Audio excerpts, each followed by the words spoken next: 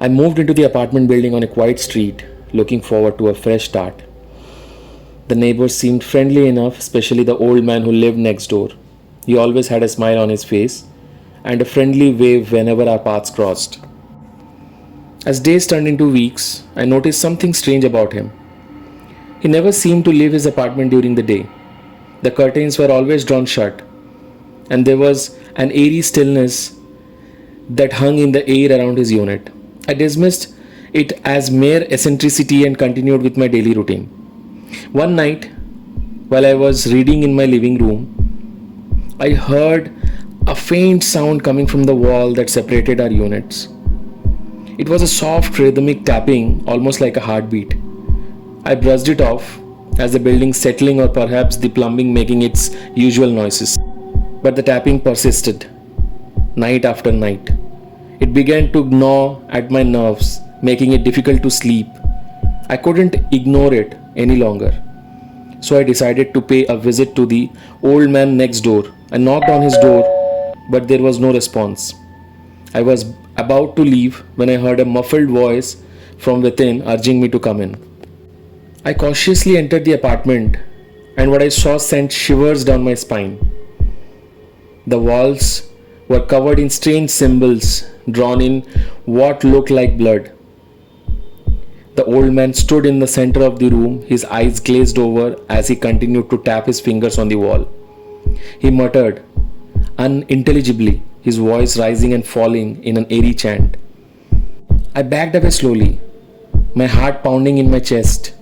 I managed to escape his apartment and hurried back to my own unit. The tapping grew louder and more frenzied, echoing through the walls as if it were trying to break free. I knew I had to find out the truth behind this unsettling behavior. I began to research the history of the building, hoping to uncover any clues about the old man and his bizarre rituals. What I discovered chilled me to the bone. Decades ago, a series of gruesome murders had taken place in the apartment building. The old man's unit was the epicenter of the violence, and the symbols he had painted on the walls were associated with a long forgotten cult. As the days went on, the tapping escalated into a relentless pounding. It felt as though something was trying to claw its way out from the other side. Sleep deprived and tormented by the sounds, I decided to confront the old man once again. This time, when I entered this apartment, he was gone. The symbols on the wall seemed to pulse with a sinister energy. And then I saw it, a hidden doorway behind a bookshelf. It led to a hidden chamber, a shrine of sorts, adorned with a grotesque artifacts and candles. In the center of the room lay an ancient weathered tome. Curiosity overcame my fear, and I began to read the book. It revealed a horrifying truth. The old man had been performing rituals to keep an ancient evil at bay. The tapping was the heartbeat of the imprisoned entity, growing stronger as the barrier weakened. With each passing day, the pounding grew louder, and cracks appeared in the walls. I knew I had to find a way to reverse the rituals and restore the seal before it was too late. Armed with newfound knowledge, I sought out the help of a reclusive occult expert. Together, we worked to decipher the rituals and perform the necessary steps to reseal the ancient evil.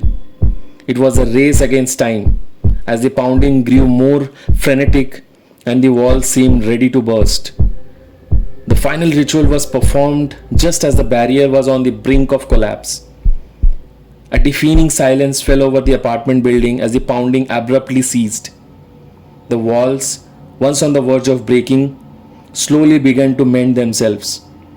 The sense of dread that had gripped the building for so long lifted, and a calmness settled in. The old man was never found again, and the apartment was sealed off, never to be entered again.